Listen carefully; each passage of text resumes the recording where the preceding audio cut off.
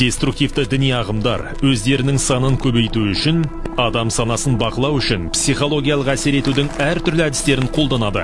Оларға келесі белгілерден: ұлттық құндылықтарды, дәстүрлерді, халық тарихын, сондай-ақ мемлекеттің зайырлылық қағидаттарын теріске шығару.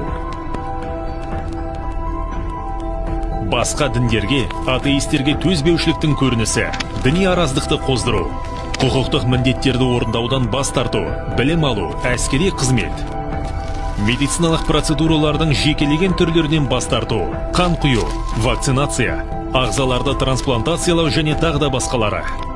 Қазіргі заманғы өнер түрлеріне деген агрессивті көзқарас, балет, музыка, бейнелі өнері және тағы да басқалары. Сіз өзіңізді толықтай қауіпсізбін деп ойламаңыз. Ол жай ғана иллюзия.